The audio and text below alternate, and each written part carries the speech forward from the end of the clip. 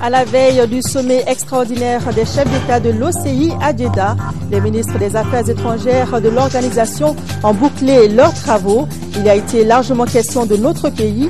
L'OCI nous réaffirme son soutien et enverra très prochainement un émissaire pour évaluer la situation et les besoins du Mali. Nous sommes en hivernage et il devient de plus en plus dangereux de circuler à Bamako après la pluie. Et pour cause, malgré les 6 milliards de francs CFA investis dans le curage des caniveaux par l'État, la plupart sont obstrués car les populations y déversent leurs ordures. Le dossier de la rédaction dans ce journal. Nous sommes mercredi 15 août, 27e jour du mois de Ramadan. Madame, Monsieur, bonsoir et bienvenue dans ce journal. En ce mercredi, le Conseil des ministres s'est réuni en session ordinaire à la primature. Avec moi sur ce plateau, Ibrahima Djambélé. Bonsoir Ibrahima. Bonsoir, Bé Sissoko. Le Premier ministre Cheikh Modibo Diarra a présidé le Conseil des ministres qui a adopté des projets de texte. Tout à fait. Nous commencerons par le chapitre des mesures législatives. Sur présentation du ministre de la fonction publique, de la gouvernance et des réformes administratives et politiques, le Conseil des ministres a adopté un projet de loi portant prorogation du mandat des conseillers nationaux.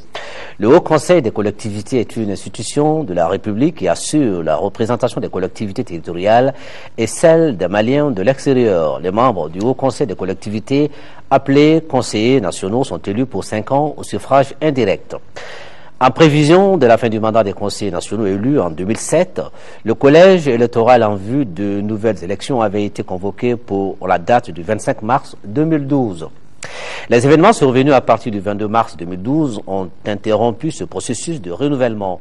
Le mandat ayant expiré depuis avril 2012, le Haut Conseil des collectivités ne peut plus juridiquement mener d'activité ni accomplir ses missions constitutionnelles, notamment donner un avis motivé sur toute question de développement local et régional. Par ailleurs, au regard de l'obligation faite au gouvernement de saisir pour avis le Haut Conseil des collectivités pour toute action concernant la protection de l'environnement, l'amélioration de la qualité de vie des citoyens à l'intérieur des collectivités, il apparaît nécessaire de permettre à l'institution de fonctionner.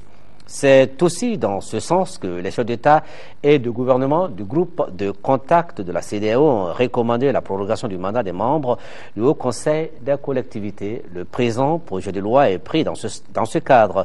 Il proroge le mandat des conseillers nationaux jusqu'à l'élection de nouveaux conseillers. Au chapitre des mesures réglementaires, sur le rapport du ministre de la Défense et des anciens combattants, le Conseil des ministres a adopté un projet de décret fixant les détails de l'organisation et les modalités de fonctionnement du comité militaire de suivi de la réforme des forces de défense et de sécurité. Le comité militaire de suivi de la réforme des forces de défense et de sécurité a été créé par la loi numéro 2012-027 du 12 juin 2012. Placé auprès du président de la République, le comité militaire du suivi de la réforme des forces de défense et de sécurité est chargé de participer à l'élaboration du programme de réforme des forces de défense et de sécurité en collaboration avec les ministres chargés de la défense et de la sécurité, d'assurer le suivi de la mise en œuvre de la réforme et de procéder à son évaluation.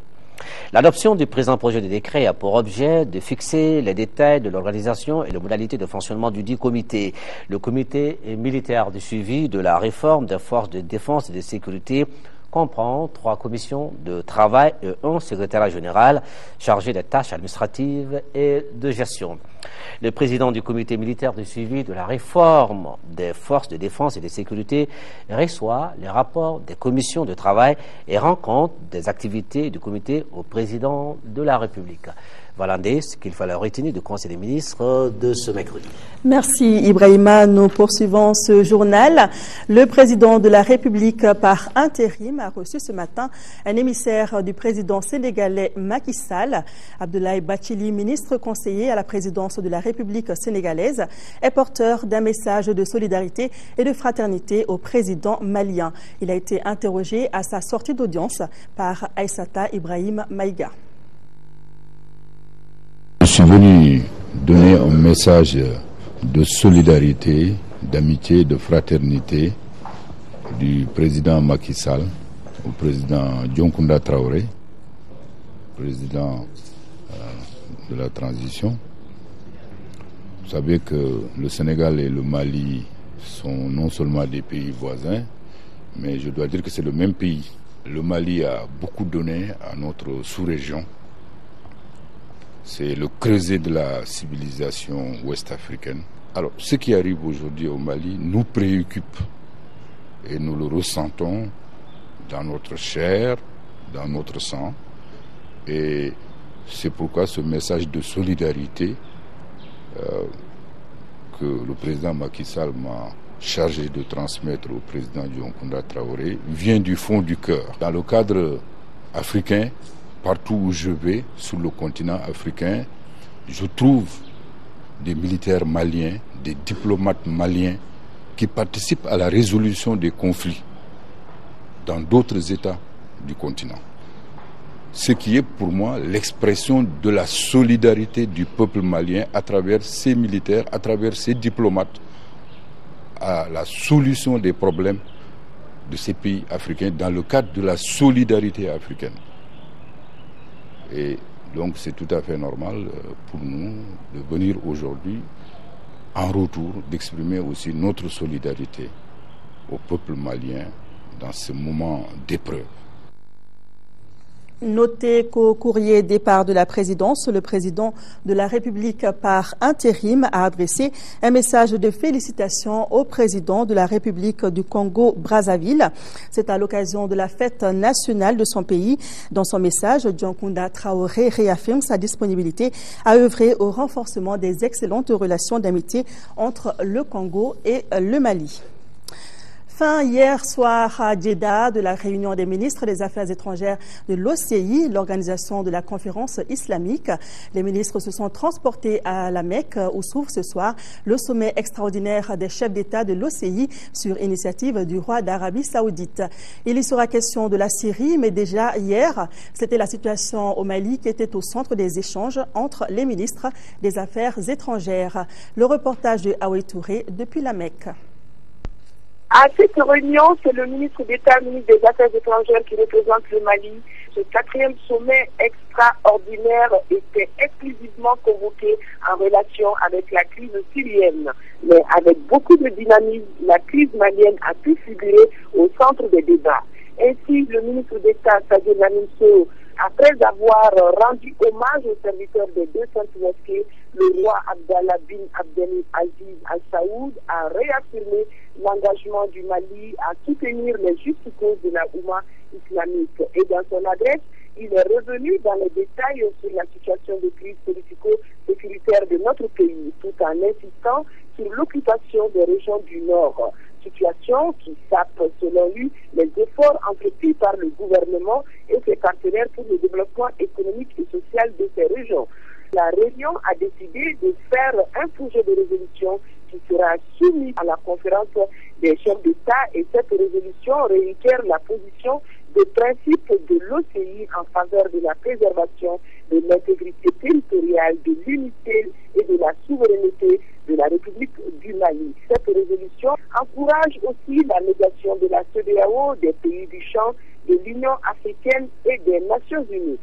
Au nombre des chefs d'État de la sous-région présents à cette rencontre de la Mecque, on a vu l'Ivoirien Alassane Dramane Ouattara, Macky Sall du Sénégal, le Mauritanien Ould Abdelaziz et le Nigérien Mahamadou Issoufou. L'organisation de la conférence islamique OCI va dépêcher au Mali un envoyé spécial pour évaluer la situation sur le terrain et les besoins actuels de notre pays. C'est l'une des principales recommandations issues du 4e sommet extraordinaire de l'OCI tenu hier en Arabie Saoudite. L'organisation a en outre réaffirmé son soutien au gouvernement malien tout en saluant les efforts en cours pour rétablir la paix. Le ministre d'État, ministre des Affaires étrangères et de la coopération internationale, Sadio Lamine-Sow, qui conduit la délégation, revient ici sur les conclusions de ce sommet. Il est au micro de Aoué Touré. Nous sommes très satisfaits de ce sommet. Nous partons, ma délégation et moi-même, très réconfortés. Et non seulement nous avons pu faire inscrire à l'ordre du jour l'examen de la situation dans notre pays, mais en plus nous avons pu obtenir une résolution de l'OCI qui réaffirme son soutien au gouvernement, qui réaffirme la souveraineté de notre territoire indivisible et qui réaffirme également que nous sommes en droit de nous défendre, ce que nous allons faire avec tous les moyens dont nous disposons. Évidemment, j'ai salué au nom du président de la République et au nom du Premier ministre, ainsi qu'au nom de tout le gouvernement, tous les efforts faits par le serviteur des deux saintes mosquées, ainsi que tous les efforts déployés par l'OCI en faveur de notre pays. Et d'ailleurs, une résolution recommande au secrétariat général de dépêcher au Mali un envoyé spécial pour suivre de près l'évolution de la situation. En marge de ce sommet, vous avez rencontré des chefs d'État. Peut-on savoir de quoi il a été question? Oui, effectivement, j'ai rencontré beaucoup de chefs d'État, toujours dans le cadre de la situation de notre pays. Je me suis entretenu avec le président Alassane Ouattara, avec le président Macky Sall, avec le président Alpha Condé, avec le président Ali Bongo, avec le président Mamadou Issoufou du Niger. Tous m'ont réaffirmé leur volonté, la volonté de la CEDEAO d'accompagner le Mali dans cette épreuve extrêmement difficile. Retour au Mali, le village de Sotoli, dans la commune de Diogar, dispose désormais d'un forage. L'œuvre est de Oxfam Grande-Bretagne, une ONG humanitaire. D'un coût de plus de 14 millions de francs CFA, le forage permettra aux habitants de la commune d'avoir accès à l'eau potable. Envoyés spéciaux sur place, Adama Tangara et Aruna Diarra. Les habitants de la commune de Diogar, plus particulièrement les élèves du village de Sotoli, doivent être comblés.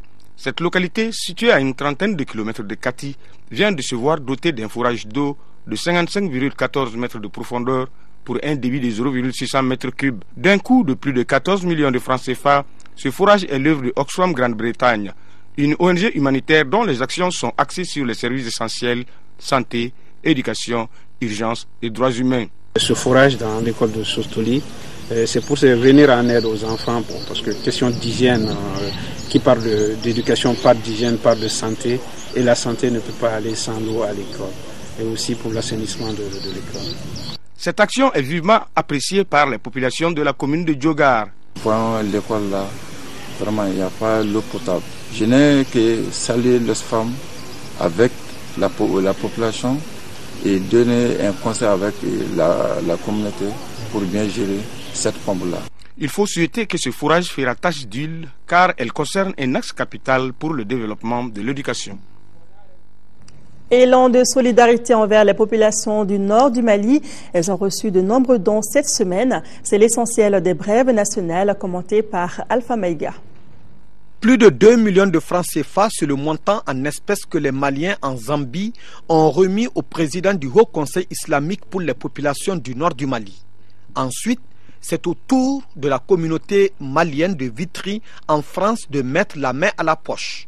600 000 francs CFA, c'est le montant remis à Mahamoud Dicko, président du Haut Conseil islamique pour la même cause. Autre geste, même lieu, les Maliens vivant à Barcelone et à Bilbao en Espagne qui se manifestent. La contribution remise aux responsables de l'institution est estimée à 1 400 000 francs CFA. Des céréales, de l'huile, du lait, du sucre, de la farine, des nattes, c'est le lot de matériel remis au Coren pour un coût de plus de 12 millions de francs CFA. Le geste vient de l'ONG Endamali. Un geste pour les besoins des femmes, des enfants déplacés dans les différentes régions et dans les pays voisins. Élan de solidarité toujours en ce mois de Ramadan qui tire vers sa fin. L'ONG Santé pour le développement qui vole au secours des populations déplacées du nord du Mali à Bamako. En se manifestant, l'ONG a offert 2 tonnes de produits alimentaires aux populations en détresse. 1 million de francs CFA, c'est la valeur de l'appui de l'Union des associations des artistes, des producteurs et des éditeurs du Mali aux populations déplacées du nord à Bamako. Le don est composé de pain et de boissons. Morila SA est à la recherche d'une 3e certification. La société sera ainsi reconnue pour sa gestion efficace en matière d'environnement. Pour bien se préparer avant l'arrivée des auditeurs internationaux, la mine a mis en compétition ses départements et ses sous-traitants. Le concours portait naturellement sur l'environnement. La remise des prix a eu lieu en présence de Sidi Durté. Ce concours environnemental lancé du 1er au 31 juillet 2012 par la Société des mines d'or de Morila SA a mis en compétition plusieurs départements de Morila et des sociétés sous-traitantes. Les critères d'évaluation énumérés pour départager les postulants concernent la gestion des déchets, l'inspection environnementale, la mise en jour de la documentation ou les procédures de gestion. Les résultats proclamés ont permis de distinguer Opération Énergie Morila, 3e ex-aequo, avec Vigo Énergie. La deuxième place est revenue à la métallurgie et la première place à la société Mars. Cette compétition environnementale s'inscrit en droite ligne de la politique nationale de la protection de l'environnement. Donc ça, c'est la première signification. Et la deuxième signification, c'est réellement pour honorer un engagement international. Parce qu'en 2006, nous avons eu la certification ISO 14001. Et nous avons été recertifiés en 2009. Et voilà, on est en 2012 et nous sommes en train de préparer la recertification pour 2012. Donc toute cette activité réellement s'inscrit dans ce cadre global. Pour mieux informer, sensibiliser et éduquer la population sur les bienfaits de la protection de l'environnement, les organisateurs ont initié des sketchs entre les communes de Sanso, Domba et Morila. À travers les sketchs présentés par les enfants des villages, cette culture de la protection de l'environnement est en train de s'enraciner. Et les tout petits nous ont vraiment appris beaucoup de choses. On vient de distribuer beaucoup de matériel sanitaire. Ainsi, l'organisation de cette compétition de la campagne environnementale édition 2012 de Morila SA va permettre aux responsables de la Société des mines d'or de relever les défis de la protection de l'environnement. Actualité internationale, en Syrie, les insurgés multiplient les attaques à Damas, touchant ainsi le bâtiment d'état-major de l'armée. L'armée fidèle à Bachar el-Assad continue de bombarder la ville d'Alep. La communauté internationale craint que ce conflit n'atteigne toute la région. Les rebelles syriens ont revendiqué l'attentat qui a touché mercredi un bâtiment de l'armée au centre de Damas. Une réunion d'officiers de l'état-major était visée dans cette attaque qui a fait plusieurs blessés. Une bombe collée à une citerne de mazout serait à l'origine de l'explosion. Cette opération montre que les rebelles sont bien informés et peuvent mener des actions audacieuses au cœur de la capitale. Mais le gros des combats se déroule toujours à Alep, où l'armée, appuyée par des hélicoptères, continue de bombarder plusieurs quartiers de la ville. Les blessés prennent toujours le chemin de la Turquie pour se faire soigner. Nous avons beaucoup de morts et de blessés. Mais nous avons réussi à riposter et à tuer de nombreux soldats syriens.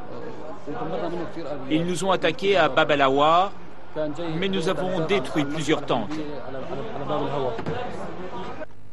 Alors que les États-Unis évoquent de plus en plus l'idée d'une zone d'exclusion aérienne sur la Syrie, la Turquie a débuté mardi de grandes manœuvres à la frontière où elle a déployé des lance-missiles et des chars. Une régionalisation du conflit est désormais à craindre. Le secrétaire d'État américain à la Défense accuse Téhéran d'être de plus en plus actif en Syrie.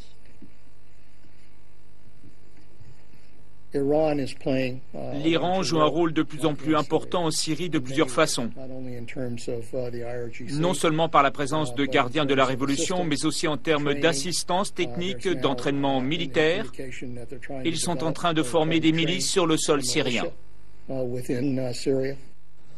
De son côté, l'Organisation de la coopération islamique, réunie en Arabie saoudite, s'orientait vers une suspension de la Syrie, accentuant un peu plus l'isolement du régime de Damas.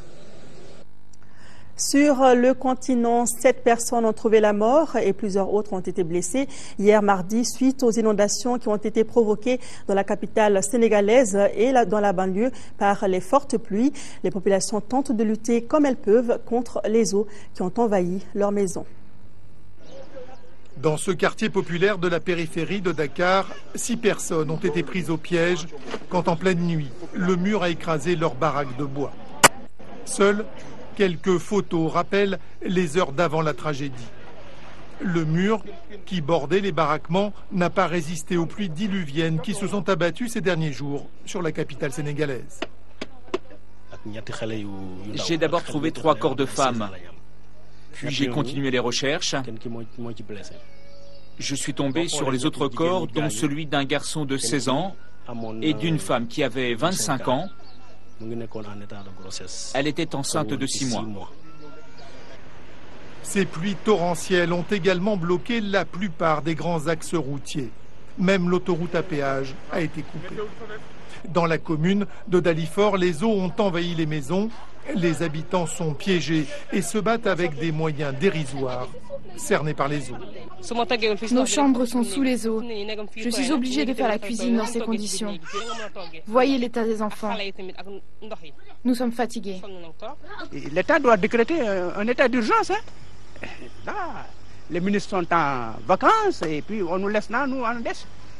C'est un peu partout, en banlieue c'est un peu partout il y a de l'eau. La situation est identique dans les quartiers de Grand Médine et de Grand Yoff.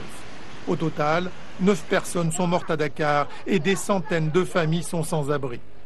L'Agence nationale de la météo annonce d'autres pluies pour les jours à venir. Revenons au Mali où c'est aussi la période d'hivernage.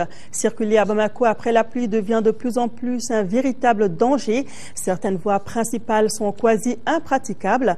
La raison, la plupart des caniveaux existants sont obstrués à cause des comportements de l'homme. Les pratiques au quotidien sont de déverser les ordures de toutes sortes dans les caniveaux ou autres collecteurs. La situation se compliquant en cette période d'hivernage, bienvenue aux inondations.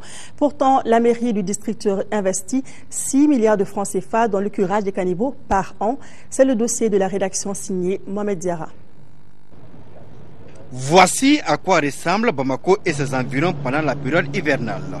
Un véritable cauchemar non seulement pour la population riveraine, mais aussi et surtout pour les usagers de la route. Impossible d'emprunter certaines voies publiques ou marcher dans certains carrés qui sont envahis par les eaux. Quand il pleut, aucun véhicule ne peut passer sur le pont. Oui. Pas de motocyclistes, rien. Rien ne peut passer. Le pont étant obstrué par les saletés charriées par l'eau, donc l'eau passe sur le pont. Elle suit la rue goudronnée, là. Ça devient son lit. Et ce qui fait que ça monte même à 100 mètres du pont. Les chiffres au plan national avancés par la Direction nationale de la protection civile sont effarants. Cette année, nous avons eu à intervenir sur certains cas d'inondation. Le 14 mai 2012 à Banamba, où plusieurs maisons ont été effondrées, il n'y a pas eu de perte en vie humaine. Le 4 juillet 2012 à Dourou, commune de Barassara, cercle de Banyangara, dégâts matériels très importants, 80 maisons ont été touchées, pas de perte en vie humaine.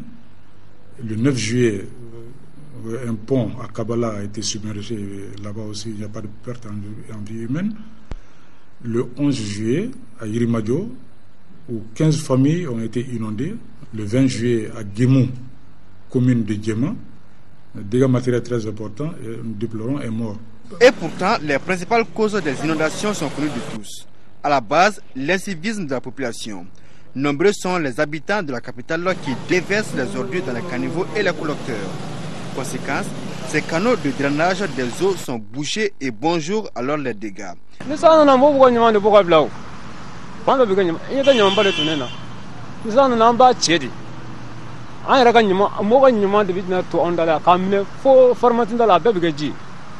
Le déversement des ordures dans ces caniveaux font que les risques d'inondation sont bel et bien réels à Bamako.